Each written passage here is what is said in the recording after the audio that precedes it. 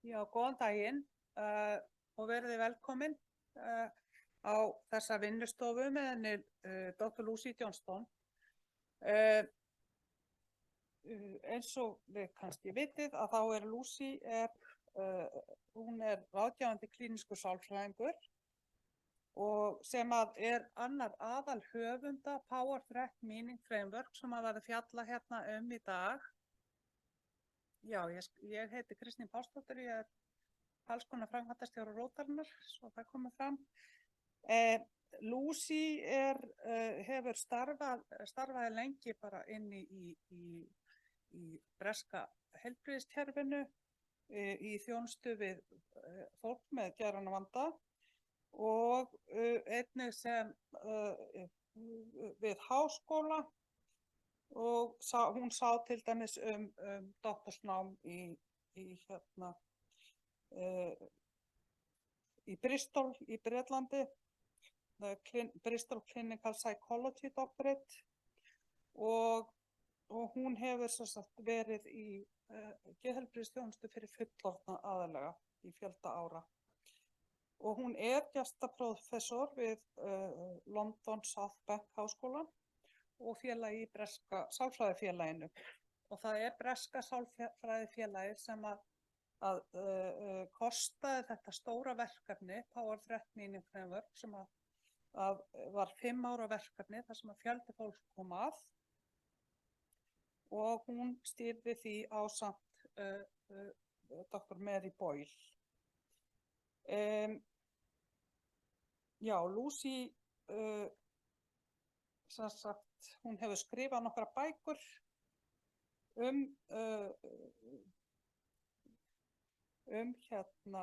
bæði Power Threat Meaning Framework og bara geðheilbrigðismál almennt og hún mikill frumkvöðull í nýrri hugsun í geðheilbrigðiskerfinu. Og ég ætla ekki að hafa þetta lengra, heldur bara að bjóða Lucy hérna velkomna upp á sviðið og taka við. Lucy, the stage is yours.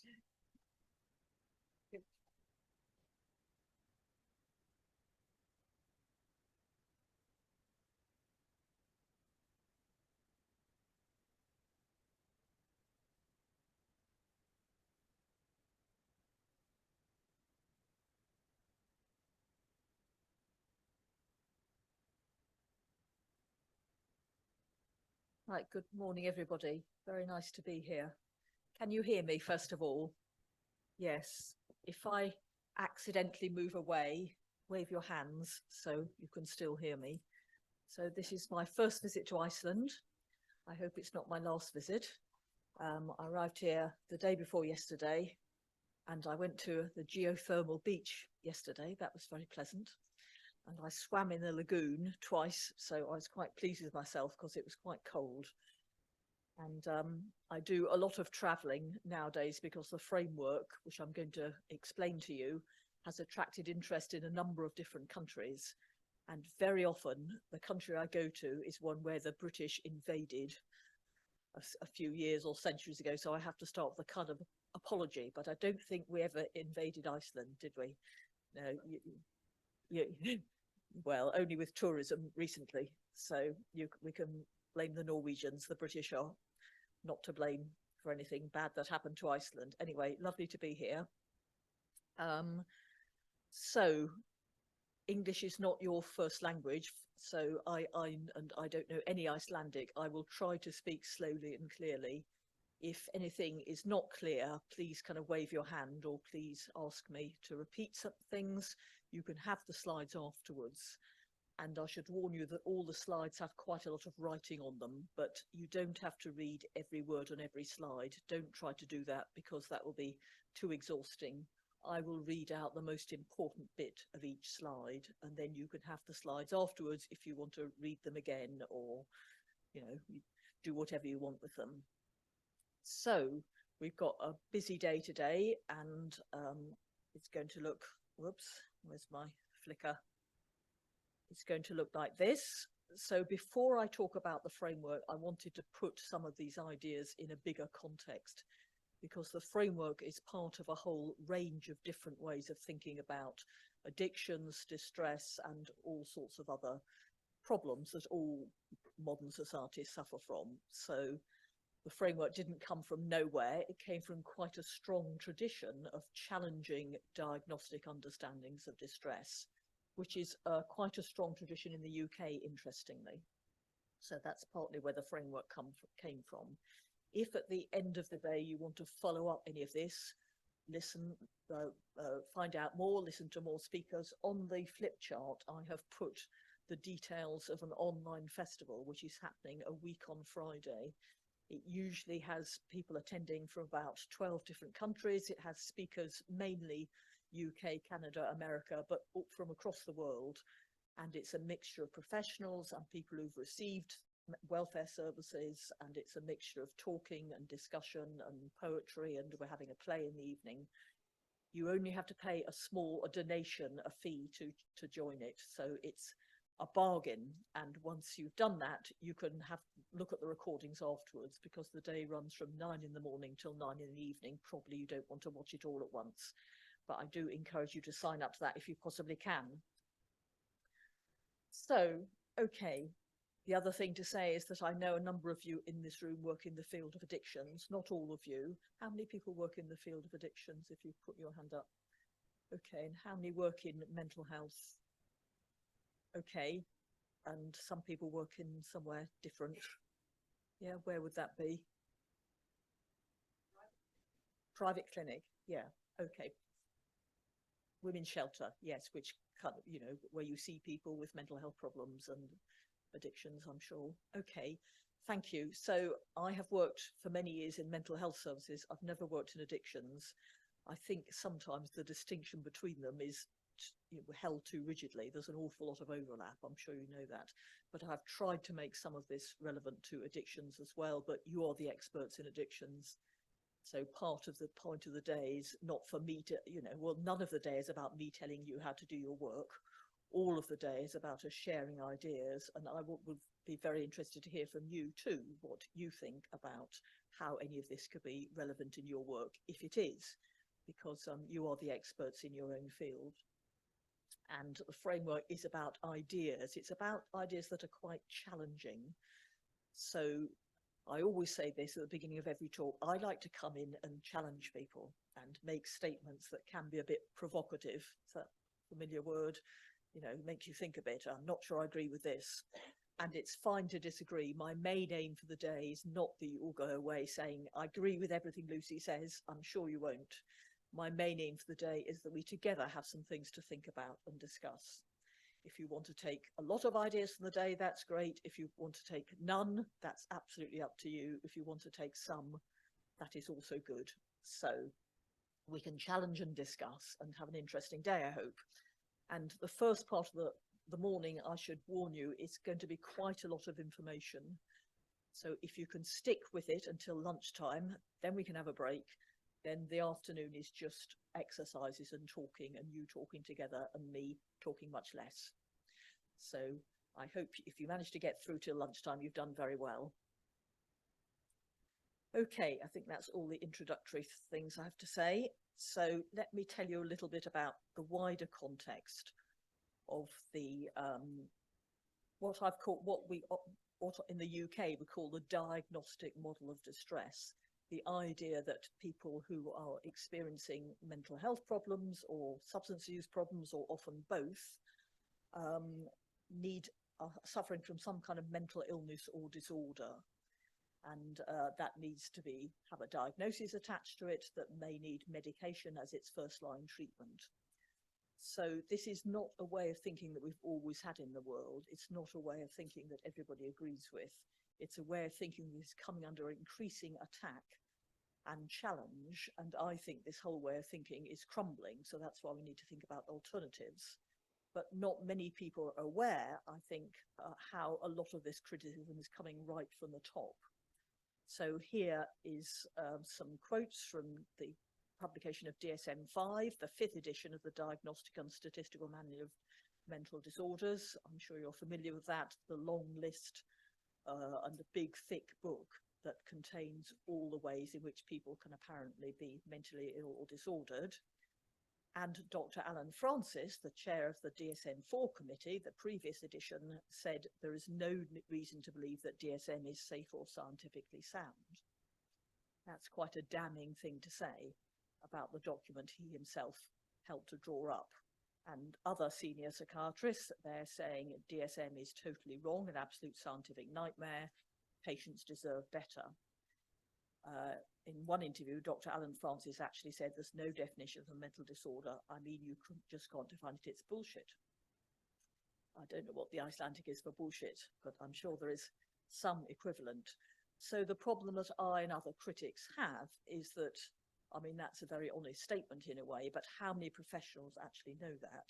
And more importantly, how many people coming into services are told that? So I have never yet come across someone who was told, well, we could call this bipolar disorder or personality disorder, but you do realise that the world's most senior psychiatrist who helped to draw up these labels has described them as bullshit. Anybody ever come across anyone who's told that?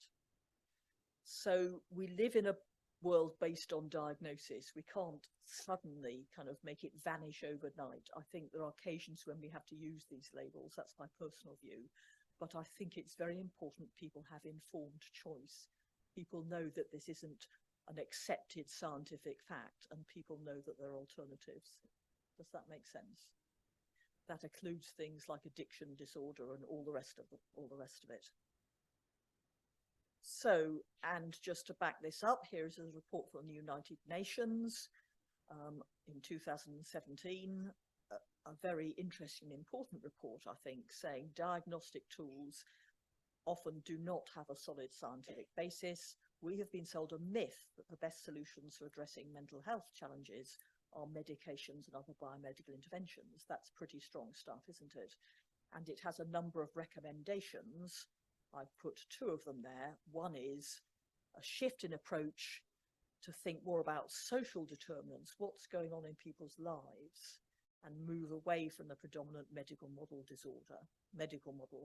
approach that seeks to cure disorders. That's a very challenging statement, isn't it? Mental health policy should address the power imbalance rather than the chemical imbalance.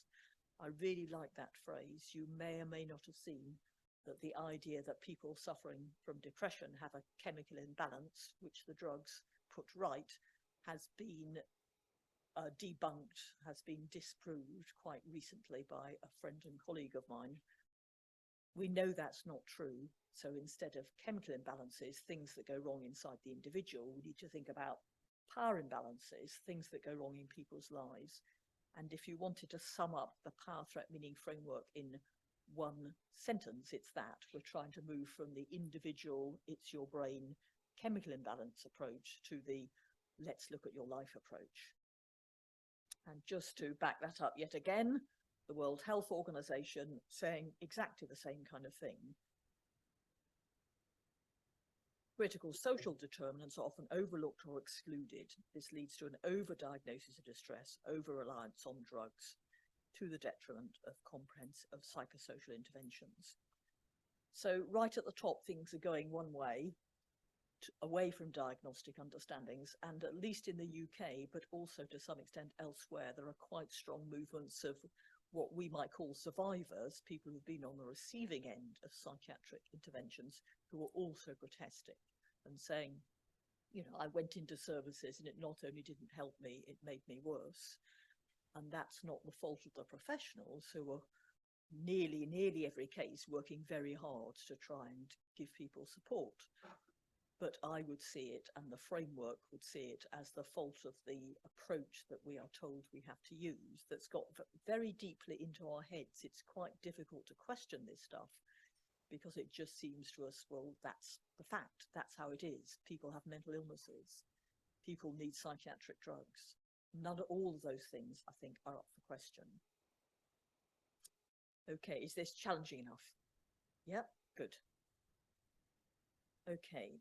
So we're in a kind of limbo state, we're in between states. So the chair of the DSM-5 committee actually admitted we've been telling patients for several decades we're waiting for biomarkers. By that he means actual proof that these very real feelings and very real problems are caused by something mainly going wrong in the body, you know, the chemical imbalance or the genes that you've inherited or whatever, but we're still waiting. So, and here's an editorial from quite a prestigious journal, The New Scientist, saying, just over a year ago, the world's largest mental health research organization signaled its intent to tear up 60 years of psychiatry. By what they meant by that is that there's now been that millions and billions of dollars and pounds are being put into developing alternatives to the diagnostic model, to DSM and ICD. Now, they're not expected to produce results for at least the next 20 years, and I don't think they will ever produce the results we need, because it seems to me it's the same way of thinking dressed up differently. They're still asking questions like, how can we really group categorize and classify these mental illnesses? Whereas I and the people, many people I know in the UK particularly, are saying, are these mental illnesses in the first place? So I don't think it's going to get anywhere. But in the meantime, the best defense, if you really challenge the use of DSM, is, well, we haven't got anything else, but we know it's imperfect. But actually, I'm going to suggest we do have other things. And I'm sure all of you have other things as well.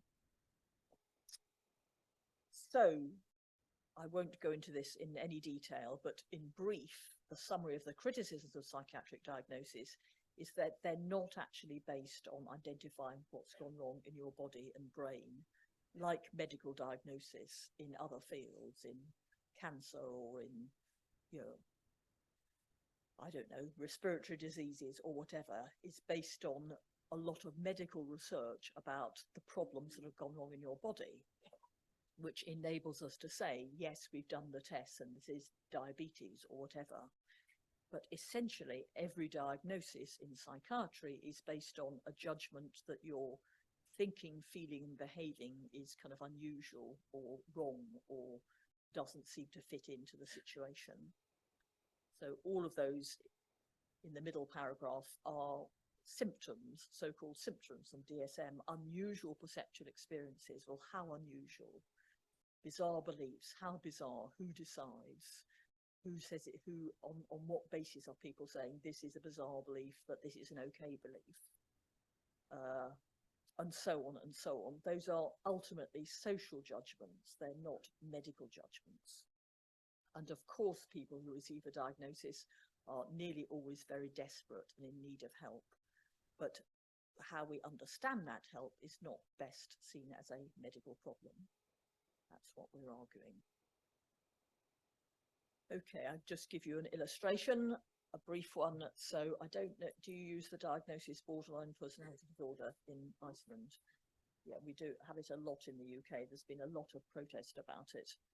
And of course, it's nearly always given to women in the UK. It sounds like, looks like it may be the same here. I think about 75 or 80% of people in the UK who are given this diagnosis are women. And these are some of the criteria. If you look in the diagnostic manual, DSM-5, you will see that if you are said to fit 4 or more of those criteria, or in DSM language to have 4 or more of those symptoms, then you have borderline personality disorder, whatever that is. So if we read that, I think we can all recognize that there are people who could be described in that way. There are people who, as you know, who feel chronically empty and angry and find it very difficult to make relationships, and or perhaps spending too much or using substances unhelpfully and so on. Those people exist. But the question is, does it make sense to say they think, feel and behave like that because they have borderline personality disorder? Well, to me, that's not an explanation. To me, we have to think about whether those are understandable responses to those people's lives. Okay, so here's an alternative view. There's been a lot of criticism of the BPD diagnosis in the UK, mainly from a feminist perspective. So women who have said, well, look, up to 75% of women who get this label have experienced childhood sexual abuse. How do you expect people to feel after that? Are you surprised they are angry? Are you surprised they don't trust people? Up to 90% have experienced childhood trauma of some kind. Up to 90% have also experienced adult trauma. No wonder they feel desperate. No wonder they may be using alcohol or drugs to manage their overwhelming feelings. So the behaviours associated with this diagnosis may be indicative of subjugation and powerlessness. These are women who've been subjected to abuses of power, who've been misused by powerful people around them, often when they were young. And instead of looking at that, we turn it into there's something wrong with you, there's something wrong with your personality disorder, when actually inappropriate anger, one of the symptoms, well, who decides it's inappropriate? Perhaps it is entirely appropriate for many of these women to feel angry and to want to fight back. Yeah?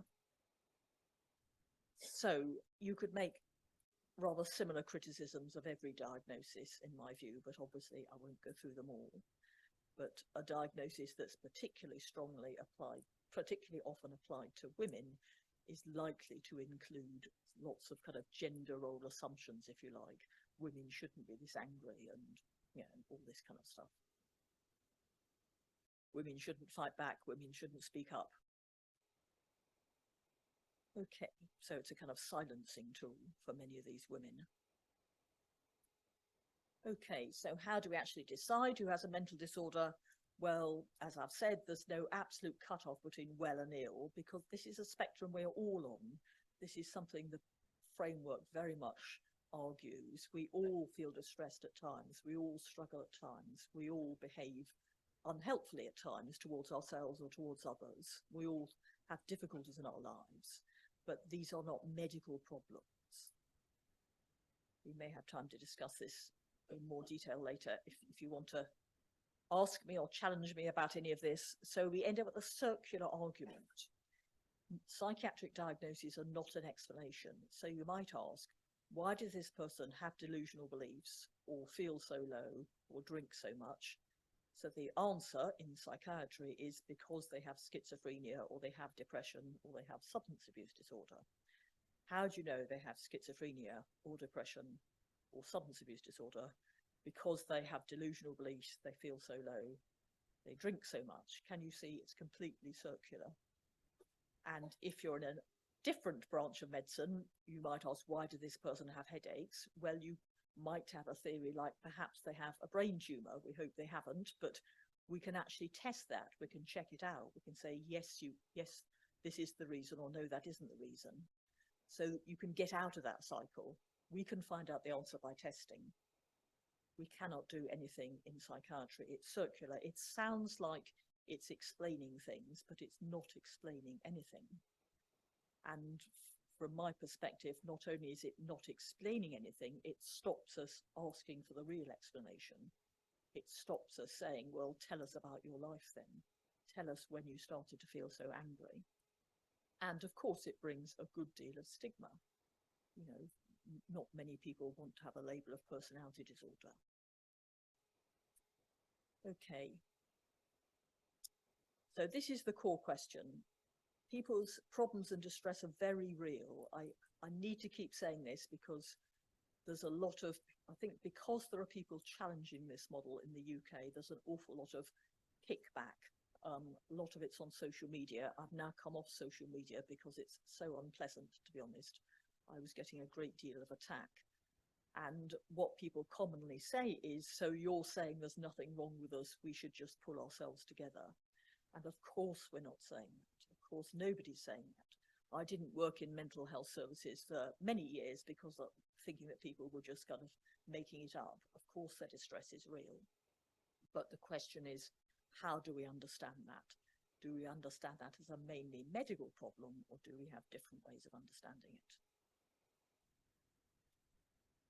Okay, and I think there are reasons why these are difficult discussions.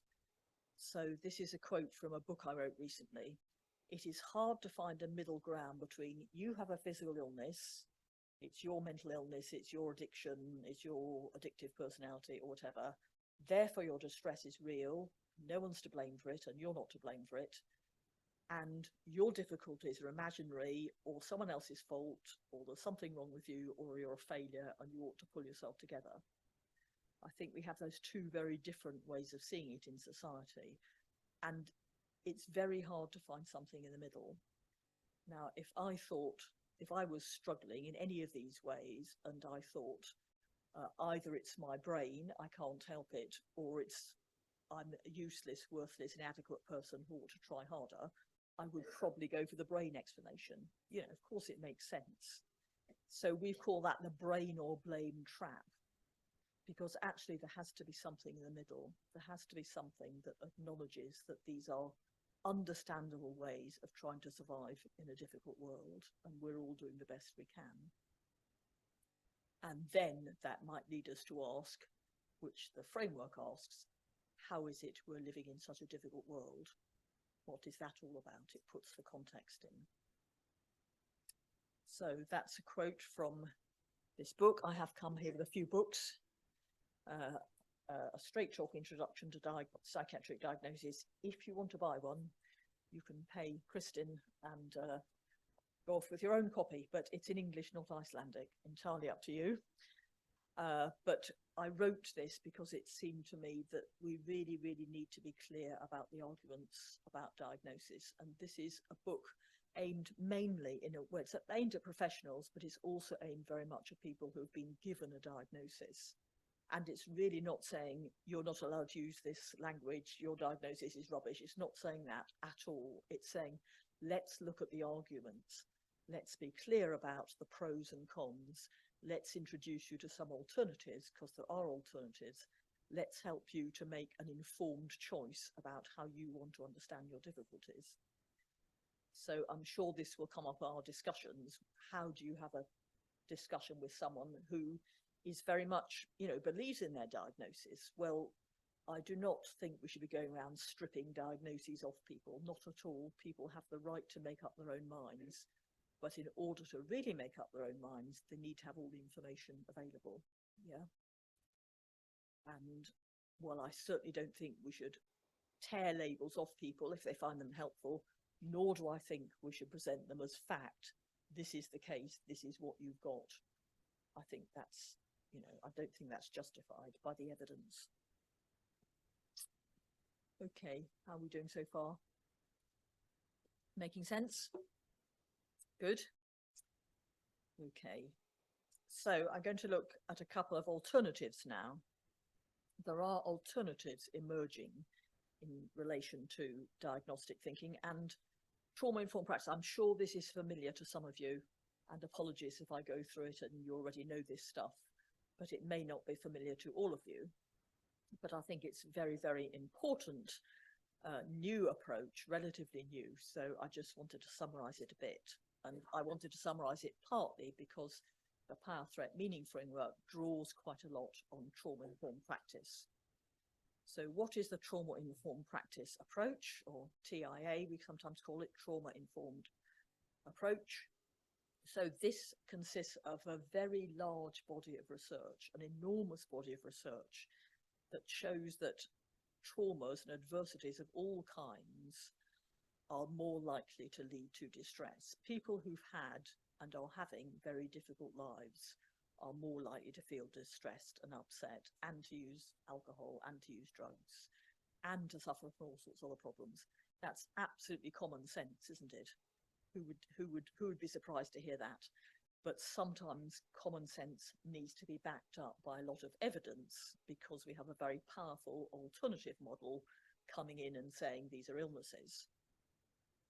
So from a trauma-informed perspective, the things we call symptoms in psychiatry and psychology are survival mechanisms. They're things that desperate people have to do to survive. Now, they may not be useful in the longer term. In the longer term, it's not a good idea to drink too much or use too many drugs, or indeed to take too many psychiatric drugs. But in the shorter term, this may be a way of surviving. We are dealing with people with problems, not patients with illnesses or disorders. The two books that absolutely are essential reading if you're interested in trauma-informed practice are Trauma and Recovery by Judith Herman. How many people have come across Judith Herman's work? Good, wonderful, wonderful, wonderful book. It'll change your way of thinking. And The Body Keeps the Score, which is in some ways an update on Judith Herman's work. How many people have come across that? Excellent, excellent book. Good. So, again, apologies for people who know all this. What do we mean by trauma? Well, it's a bit of a tricky word, isn't it? It's quite hard to define trauma precisely, and maybe we don't have to define it precisely, but it includes all of these things. It includes neglect, physical abuse. It includes psychological abuse, which is sometimes harder to spot. Actually, it's sometimes less obvious. Domestic violence. It includes all varieties of sexual abuse, and it can, of course, it includes kind of specific events. Let's say a natural disaster. Let's say a volcano erupts. We don't have to worry about that in the UK. It could be a problem here. Okay, so it's a whole range of difficult events, particularly those that happen in childhood. And the large body of research on which this approach is based is called the ACE studies, the Adverse Childhood Experiences Studies. So these were carried out in America in the 1990s. Large number of participants, nearly 18,000 participants. Yeah, I put over 50 papers. That's ridiculous. There must be about 2,000 papers, I should think. Essentially, what these initial studies did was to look at 10 possible types of difficulty that might have happened when you were growing up. So adults were asked, did you suffer from maltreatment, emotional neglect, and so on? Were there these problems in your household? A parent with a diagnosis, domestic violence, and so on. So you could have a score from 0, none of these things happened to me when I was growing up, to 10, all of them, or anything in between. And since then, I mean, this obviously doesn't cover all the ways in which life can be very difficult for young children. So since then, there's been a lot of additional research on things like bullying and so on, and also things can go wrong as an adult, of course. So there is a lot more additional research since then. But nevertheless, just looking at these problems, what they found was there's a strong graded relationship between high ACE scores and higher rates of mental and physical ill health, behavioural and social problems. So the higher your ACE score, the more ACEs in your early life, the more likely you are to have to be diagnosed with depression, suicide, psychosis, PTSD, drug use, fetal death, injury and death as a child, criminal behaviour, heart disease, cancer, sexually transmitted diseases, lung disease, liver disease, smoking, obesity, diabetes, poor educational work performance, drug and alcohol problems, fibromyalgia, migraines, gastrointestinal problems, arthritis, lung problems again, domestic violence, homelessness, prostitution, unemployment and early death. That's a pretty depressing list, isn't it? It doesn't mean that if you have 6 ACEs or ACEs, these things are inevitably going to happen to you, but it means it raises the risk, it's more likely.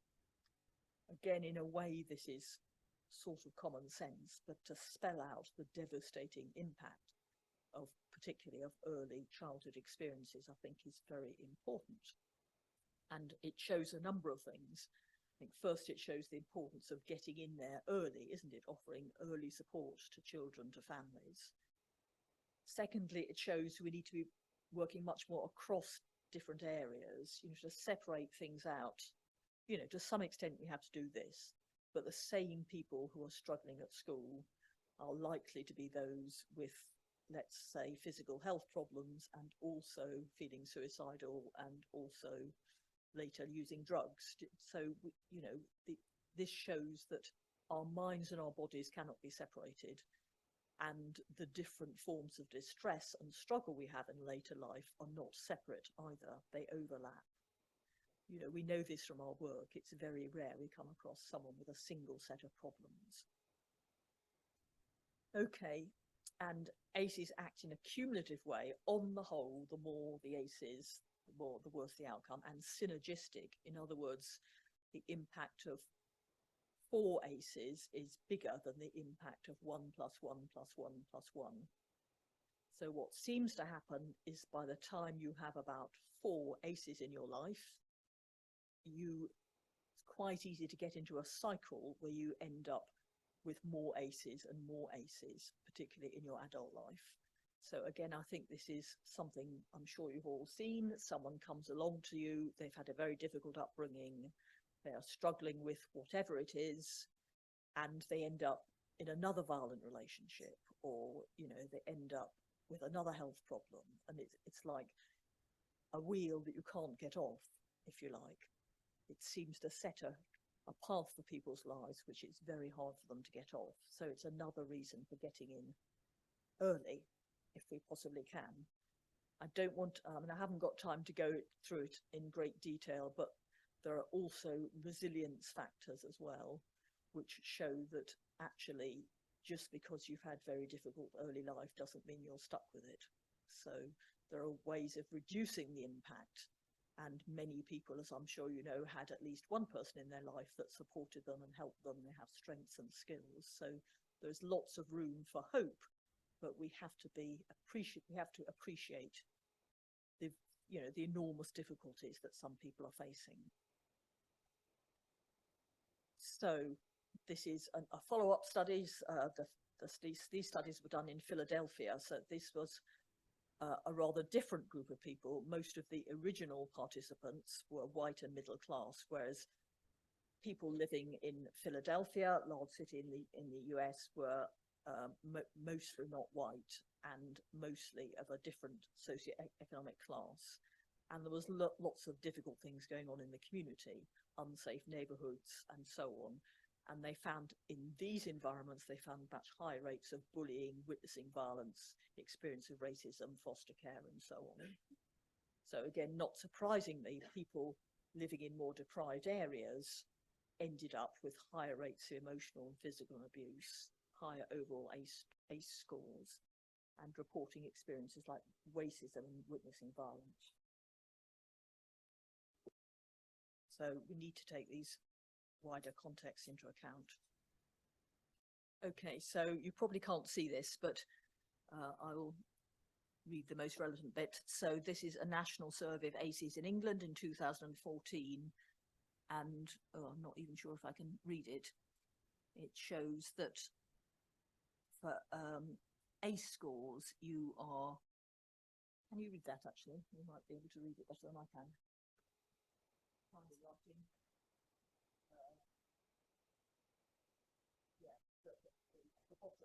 The more ACEs you experience, the more likely you are to experience all sorts of difficulties. Illness, drug use.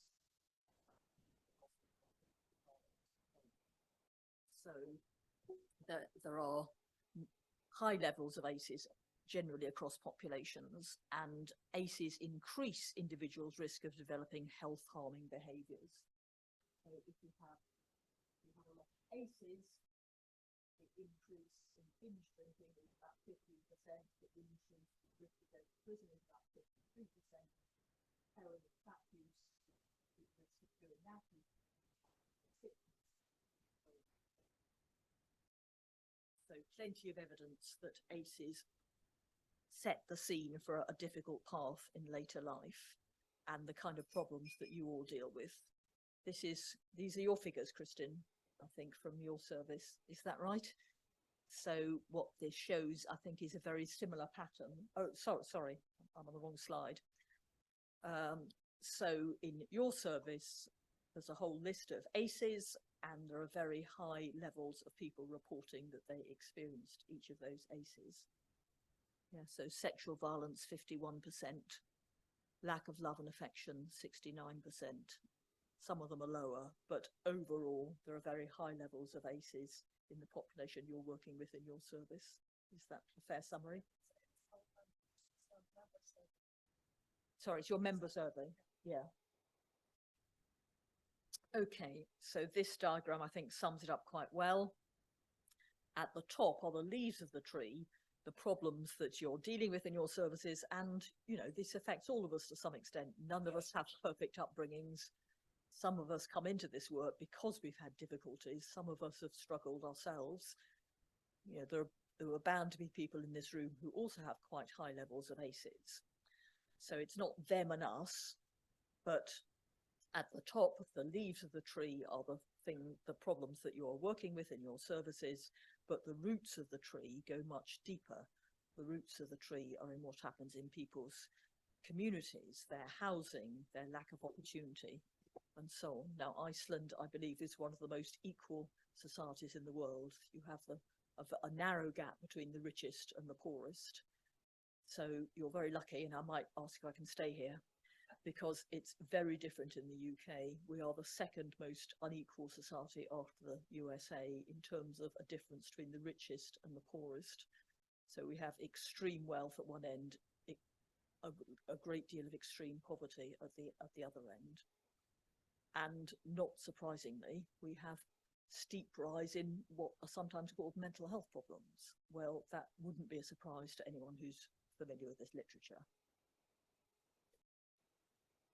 So part of the trauma-informed literature, which is so useful, I think, is that it shows how trauma is experienced in the body as well as the mind.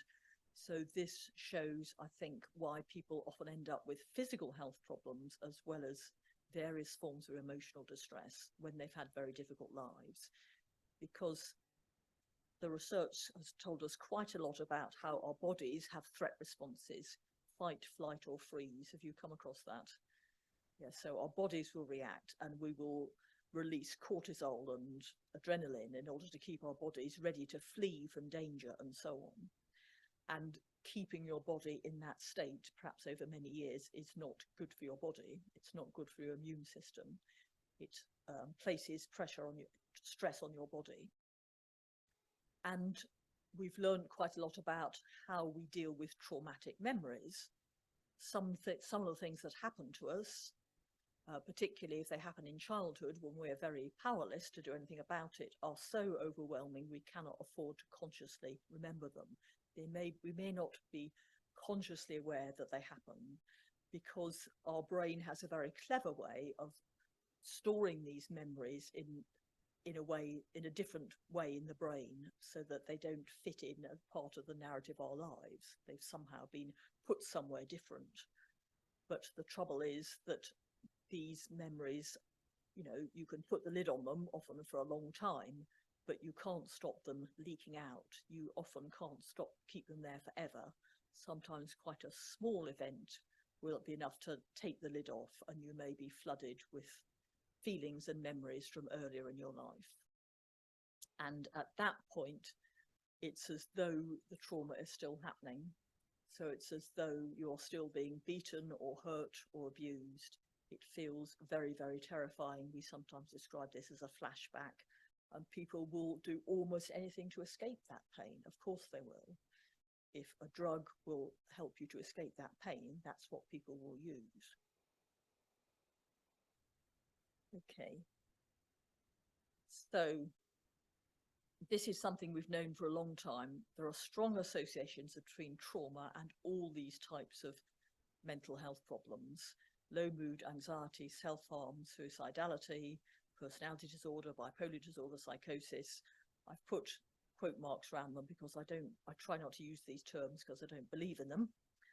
So it's a way of indicating these are not valid scientific categories. And all of these are things that we tend to think of as separate problems. In the UK, we sometimes have separate pathways. This is what the treatment you get if you have a personality disorder. This is the treatment you get if you have an eating disorder, and so on. And of course, we traditionally separate addiction services from mental health services. But what the trauma-informed literature tells us is these are not actually separate, different groups of problems. They overlap. They represent a whole range of different ways in which people who are traumatized and struggling try to manage their emotional pain. And people will usually use lots of ways. They may self-harm and use alcohol, of course. These are not scientifically valid ways of dividing the problems, but it doesn't make sense in terms of people's lives. People will use as many ways as they can to survive. So the way I see it, trauma-informed approaches, depending on how you introduce them, are not transdiagnostic. They're sometimes described as transdiagnostic. We work across diagnosis, but I would prefer to see it as non-diagnostic. They are saying that these diagnoses do not actually make sense. We don't need to put people into these little groups because these groups don't really make sense. We can come back to this, I'm sure. And we should not forget that even the more extreme forms of distress, the things we call psychosis or schizophrenia, have also been shown to be linked to earlier trauma. So the more severe and frequent your experience of trauma in early life, the more likely you are to be labelled as psychotic, schizophrenia, bipolar, and so on. People abused as children are more than 9 times likely to develop psychosis. They are more than 48 times likely to be diagnosed with psychosis if they've had very severe abuse. If they've experienced 5 types of abuse, let's say, they are 193 times more likely to be diagnosed as psychotic. Those are very striking figures, aren't they? So the things that we see as the more biological mental illnesses, perhaps with genetic causes, etc., that we've never found, the evidence shows that these are the very experiences that are much more likely to happen in people with very difficult early and usually current lives as well. So we have a way of thinking in mental health which goes like this. Person A had a difficult childhood, they were bullied at school, they were raped as a teenager, they ended up in a violent relationship, and then they developed schizophrenia. It's like that's another unfortunate event that happened to them. But actually what this research shows is that the thing we call schizophrenia is better understood as the understandable response to all the early things that have happened to them. Of course, at some point they're going to break down.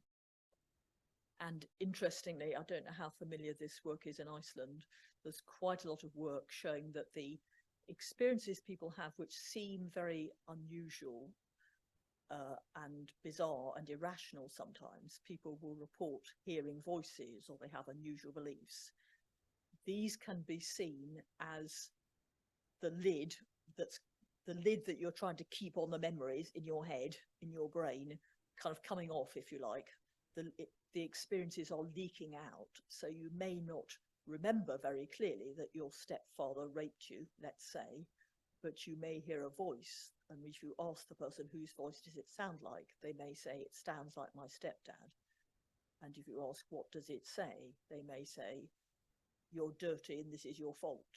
Okay, so really it shouldn't be too difficult to show how these are not symptoms of schizophrenia, but they're forms of memory in a way that show that there is a lot of difficult stuff that needs to be processed. So one of the sayings is trauma survivors have symptoms instead of memories. Yeah, now there's a lot of very careful work to be done before diving into that kind of stuff. But in order to help us understand these apparently unusual experiences, I think we need to, the trauma-informed literature tells us how to do that. Okay. And we also know quite a lot about what makes it more or less likely that you will end up with problems later down the line.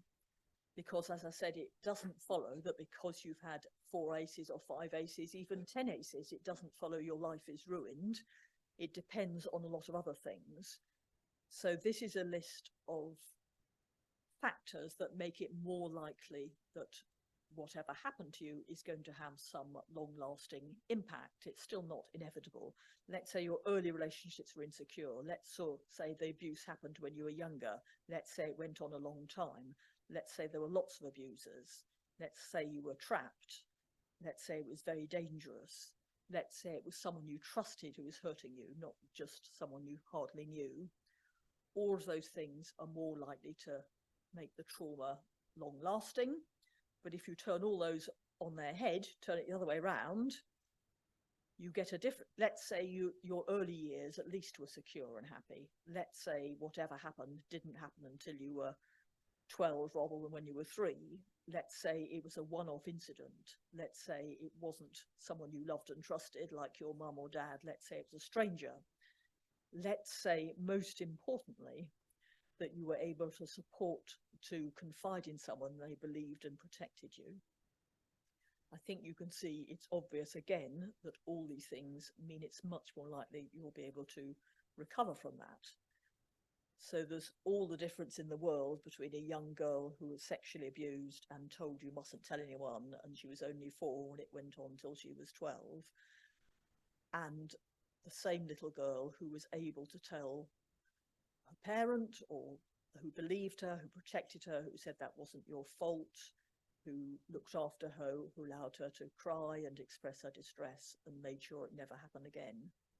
So the meanings we attach to things are obviously very significant. If you end up feeling this was my fault and it's a shameful secret, that's going to be much more damaging than this was horrible, but I told my mummy and she told me it was a bad person and she told me it wasn't my fault and she looked after me and protected me. So one of the things I often say to professionals is it's never too late to be the person who listens and believes. Okay, so all of us are often, I think, in the privileged position of hearing these stories and perhaps being the first to hear them. And we can be the person who listens, says, I'm so sorry that happened, says it wasn't your fault, says, I believe you, and says, we can work through this. Yeah. Never too late. Never too late. Okay. So trauma-informed services are based on certain principles. A trauma-informed service can be anything. It can be a school. It can be, I don't know, a town council. It can be, obviously, it can be mental health services and addiction services. Because, you know, we've all experienced trauma at times in our lives. So it's not just for people who are patients or clients. So trauma in service informed recognise that the effects of complex trauma negatively impact mental and physical health. The majority of people treated by public mental health and substance abuse services have trauma histories. Child abuse and neglect are the key starting points, antecedents of complex trauma. Services themselves can be re-traumatizing. This is important without intending to, if we're not aware of this stuff, if we're not sensitive to it, if we don't know how to work with trauma, we can, without intending to, re-traumatize people. People have another experience, perhaps, of not being listened to or being hurt or being dismissed. And of course, if it's not unresolved, it goes down the generations. So some more principles, you know, these are the principles of any good service anywhere, really, but they're particularly important in trauma-informed practice.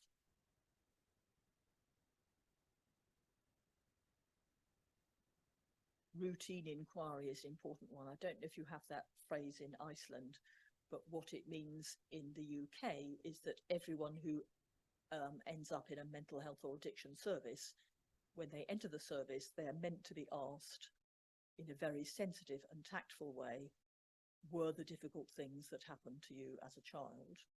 You can have training in how to do this. And people often feel worried about asking because they think it's going to be too overwhelming or I don't know how to deal with it. The research shows it's really, really important to ask. If you don't ask, many people won't tell. And if you ask, that's only the very first step. You don't then dig into this and, you know, ask for lots of details. You simply say, I'm really glad you were able to tell me. I hope you know that was not your fault. And we will be bearing that in mind because that's really important. You know, you say something like that. So, but it's quite typical for people to go through whole psychiatric careers and never be asked. You know, decades, never be asked. And if you don't ask, people often won't tell because they get the message it's not safe to ask, not safe to tell.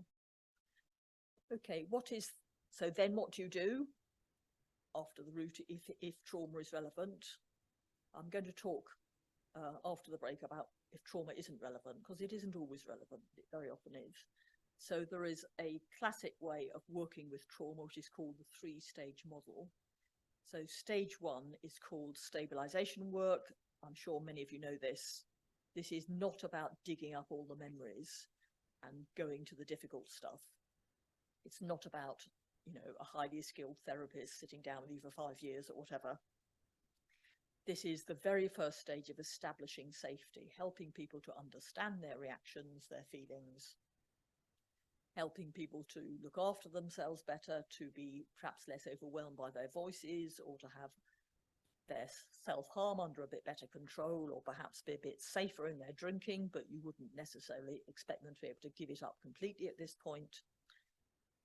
Having somewhere safe to live, having safe people around you, and so on. So stabilization work. These are not absolutely distinct stages, of course. And after that point, some people may choose to think more about, you know, the difficult things that happened. And you can do that in all sorts of ways. You can do it one-to-one, you can do it in group work or whatever. Some people do not want to do that, and that's entirely their choice. And some people take years to get to that point, and that's their choice. But they should be offered that choice if and when they're ready. And finally, we hope that people will reconnect, reconnecting, recovery, actually moving on. But of course, you can really only move on when to some extent you've dealt with the problems that brought you into services in the first place. And I personally don't think anyone ever completely, you know, your past is always your past. The difficult things will always have happened. They will always to some extent be likely to affect your life. But you can live a good life. But you can make sure it doesn't dominate your day-to-day life. But you can take up, you know, form relationships and look after your kids and take up some work if you want to, and so on. I will come back to that link later. That is some free materials to help people do stabilization work if you're interested. So I'm going to say a couple of provocative things now, particularly about substance abuse. As I said, this is not my area of expertise. There are 2 quite well-known books in the UK which are read quite widely. They're not for professionals specifically, about substance abuse. This one is called Chasing the Scream, Johan Hari. Has anybody come across that or read that? You have. Oh, brilliant. Oh, wonderful. I strongly recommend it. So Johan Hari is a journalist who's had his own difficult life and became dependent on psychiatric medication and I think possibly drugs as well. So he's done, it's a very readable overview of how we understand addiction. And he started being interested when he came across these things called the rat park experiments, when rats were offered the chance to take an addicted, they were locked in a cage and offered the chance to use a substance which for them was addictive. They only did so in cages which were bare and there was nothing else to do, and they were stuck and presumably in a rat way, frustrated and lonely and trapped. If they were in a cage with other companions and with things to do and, you know, food that rats like to eat, they were very unlikely to be attracted towards the addictive substance. So this suggested, and a lot of research has backed this up, that the addiction is not so much in the substance, it's in the need that you have to manage and survive a very difficult environment. That will make the substance much more attractive. So the addiction is in a way in the environment.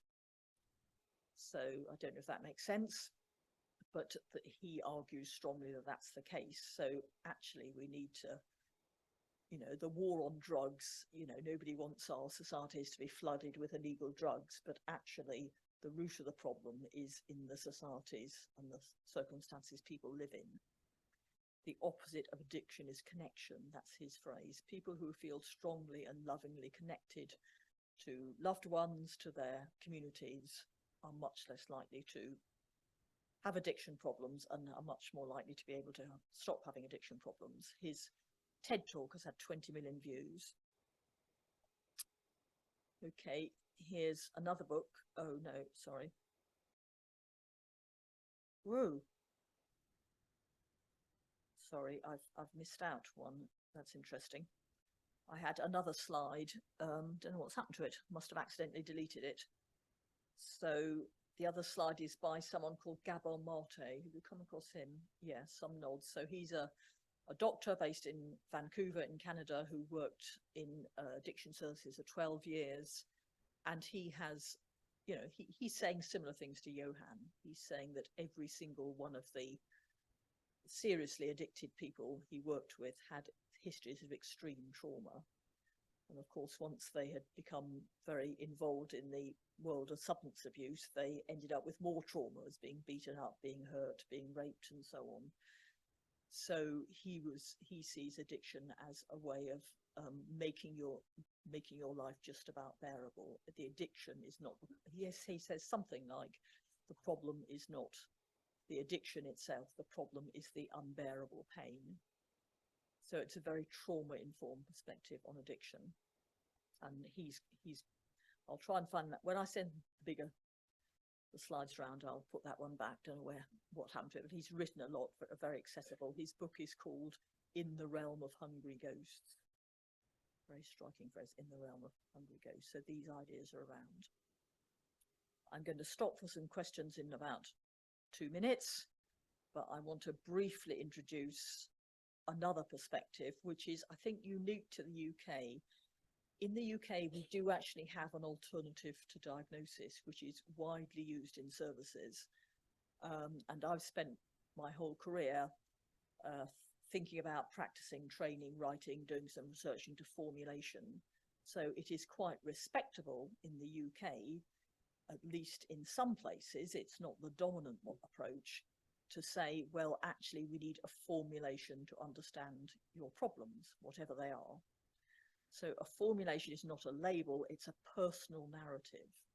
And it is developed over a period of weeks or months, where the clinician brings along their knowledge of research, let's say like trauma-informed practice, and their clinical experience, and the service user or client brings their, the story of what happened in their lives and the sense they made of it. And you put these two things together, and it's like a very personal hypothesis or summary or story, which is always evolving. It's not like a label, this is what you've got. Your story is always evolving.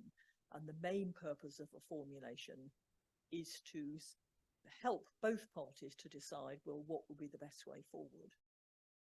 Okay, a diagnosis doesn't usually give you a very good idea about the best way forward, except we'll try this pill. A formulation does. So I'm going to show you a tiny example. So you might, I've invented this example. You might have someone like Karen, who ends up in services. She's 32, her mother suffered from depression, her father died when she was 8. The family had little money to live on. Her mother then remarried. She was sexually abused from the ages of 11 to 14 and didn't feel able to tell anyone. She struggled at school and had few friends. She left school and started working in a shop. She didn't get on with her manager and took sick leave. Alone in her flat, she started to hear a hostile and critical voice. Karen was referred to a psychiatrist who diagnosed her with schizophrenia. Now, some psychiatrists use formulation, so that could have ended up. Karen referred to a psychiatrist who developed a formulation with her. All psychologists in the UK use formulation.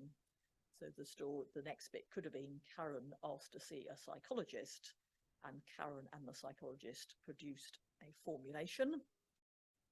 And this is what the formulation might look like. I'll leave you to read that. I assume you can all see that.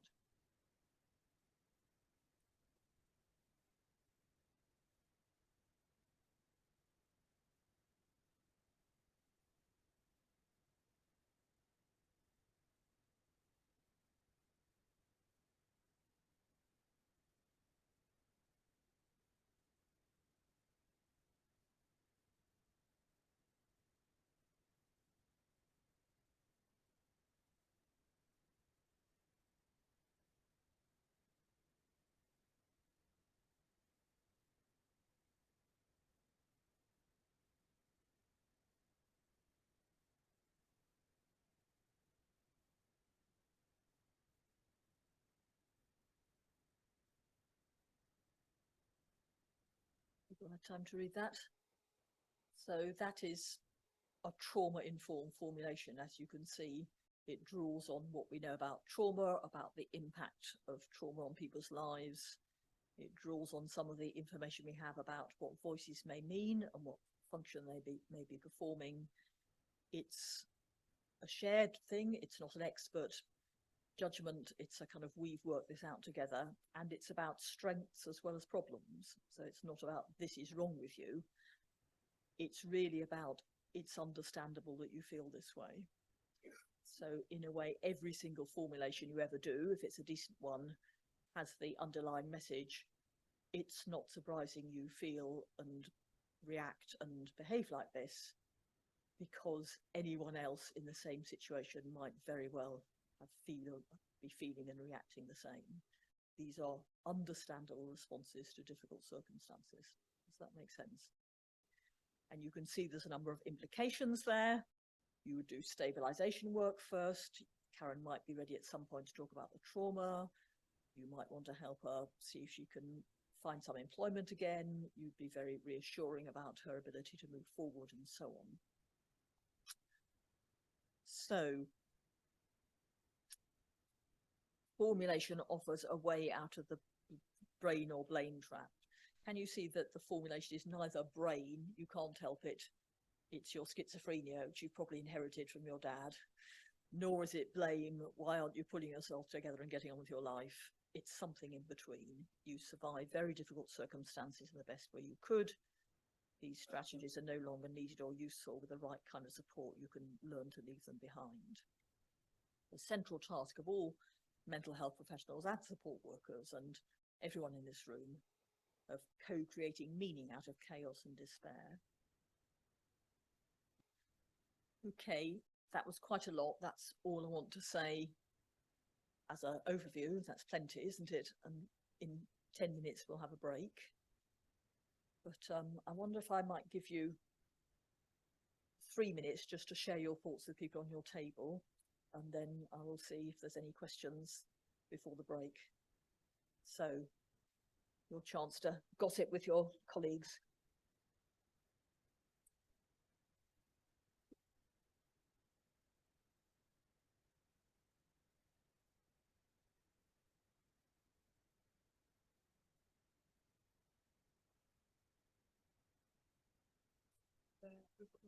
Oh, okay. Yeah. Yeah, before the questions. Yeah.